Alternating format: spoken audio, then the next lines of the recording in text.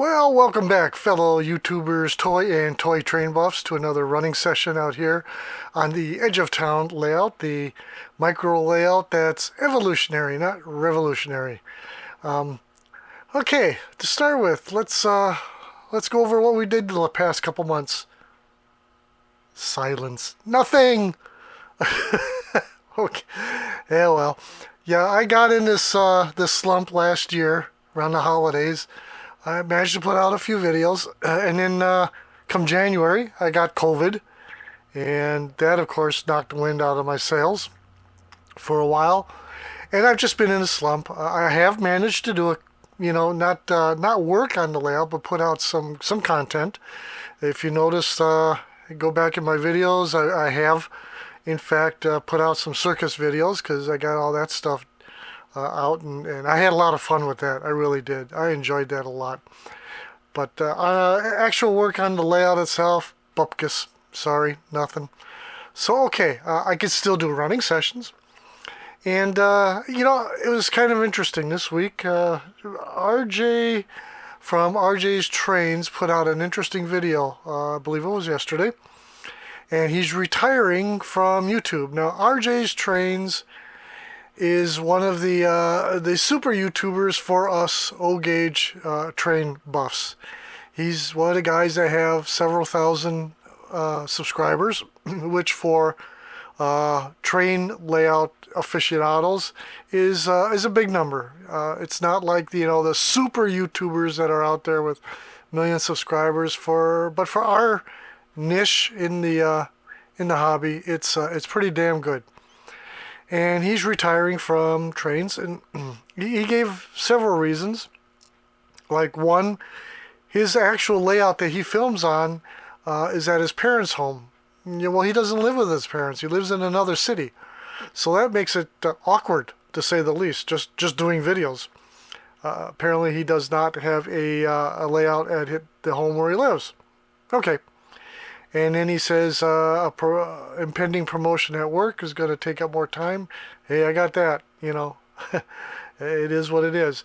But the one thing that struck me the most was that he mentioned specifically and mentioned it repeatedly that supporting a YouTube channel in the manner in which he was is no longer sustainable. How's that? Well, it was costing a lot of money. I noticed when us YouTubers who provide content, in other words, whether it be running sessions or repair or reviews, there seems to be a keep up with the Joneses kind of an attitude, a kind of peer pressure. Not necessarily peer pressure where guys are specifically targeting others. There's no one out there, let's say, going, Ed, you need to buy this engine, you need to buy that engine, whatever. It's not like that. But here, let me give you a couple examples. A few years back, Union Pacific rolled out their restored 4014 Big Boy. And before long, everyone and their uncle had to have a Big Boy on their layout. Whether it was from Lionel or MTH, it didn't matter. They were all buying expensive Big Boy engines to put on their layouts. Okay. A few months back, you may recall, for those of you who watch a lot of channels, you may recall that camelbacks were the big thing. Everyone had to have a camelback. You couldn't turn to a YouTube channel without some guy reviewing and running a camelback. Not me. I don't even like them. You won't see them on my layouts.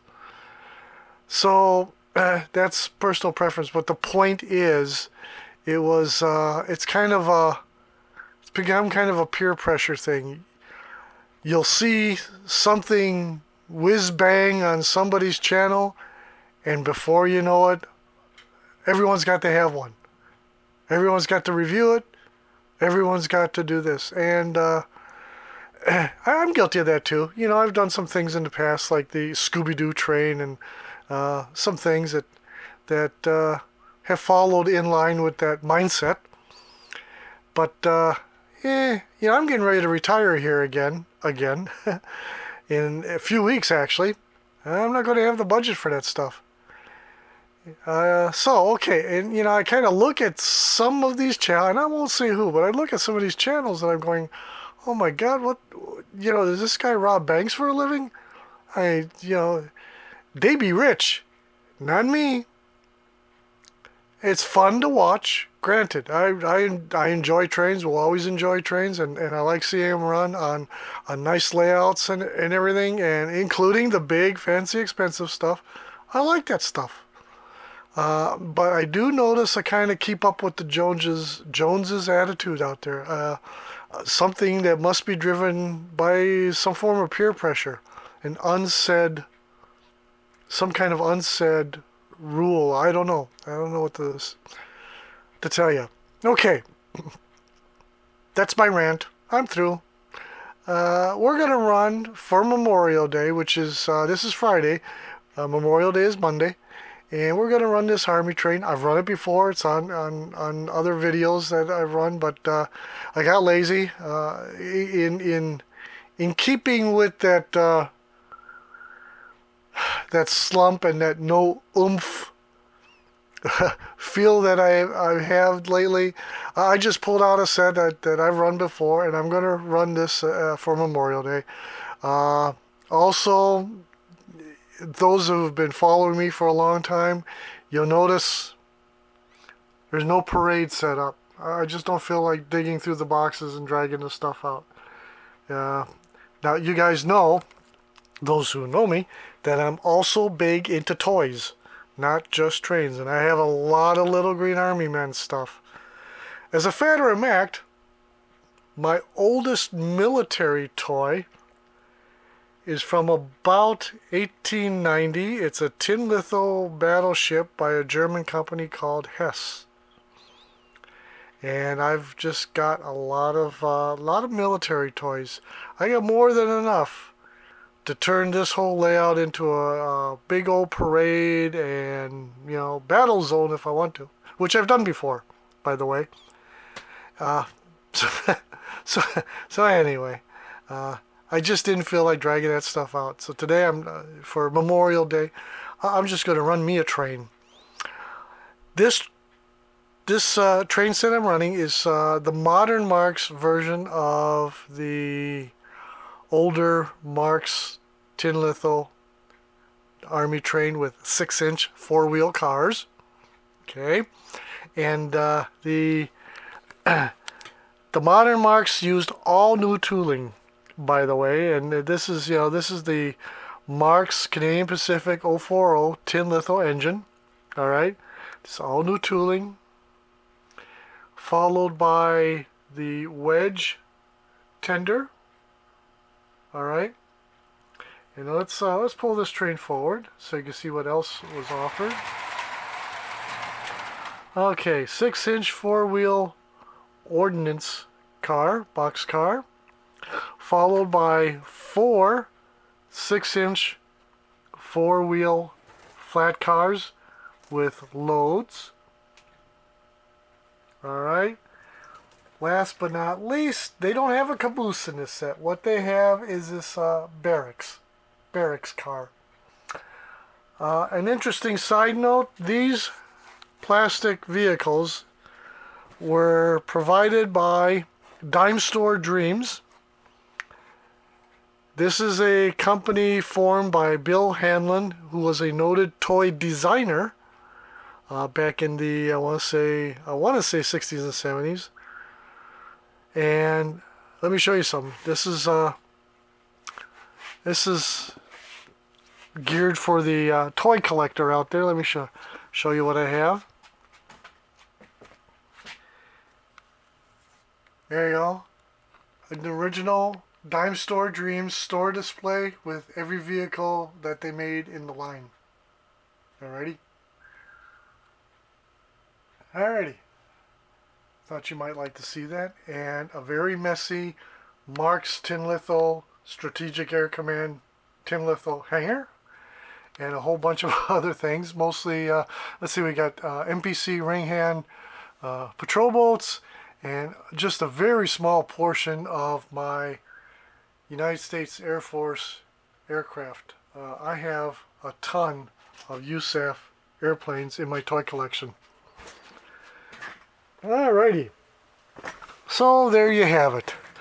Part rant, part review, part running session. It's a 3-for-1 special. Let's just run this sucker.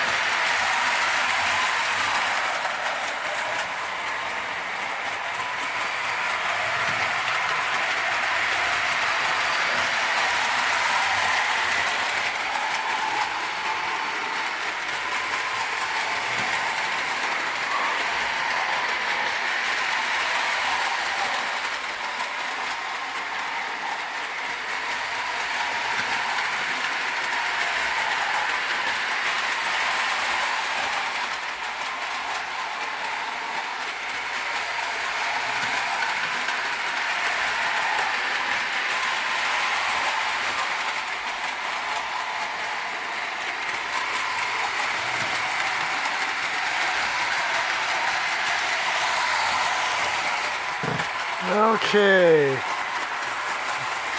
let's bring her on home. Alrighty, there we go.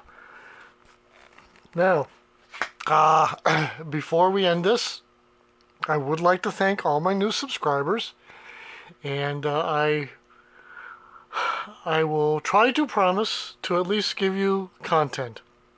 I noticed during the pandemic, a lot of channels pretty much dropped out. No content for the last couple of years. And I hope nothing happened to those guys. You just don't know. Or maybe they just got tired. I have no clue. But I will try to continue to provide content, whether it be running sessions or the occasional update on what the slowed progress of the Edge of Town layout. I will say this in closing, that maybe it sounded like I was dissing, guys who had big, expensive toys and whatnot. I'm not. I enjoy trains. I will always enjoy trains. I love to see the big stuff and the expensive stuff. At least someone's got a chance to run them.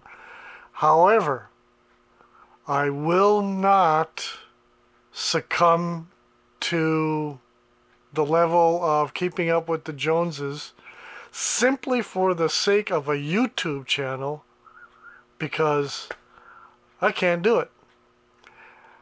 If you'd like to see, how would I say it, budget-friendly channels, D.A. Griffin Hobby And Ray L. Rhodes are two channels that I know of off the top of my head. I don't have a script or anything here, that focus on budget acquisitions and running scratch and dent specials, and just, you know, that's the content, and they're fine with it. And they run some really, between the two of them, they run some really cool stuff. And while not everything I have will be scratch and dent specials, and while I did buy a bunch of stuff during COVID lockdown, a boredom impulse buys, yeah, you won't see anything that costs $2,000 on this layout. Alrighty. So, with that being said, until next time, tschüss, adieu, auf Wiedersehen, bye y'all.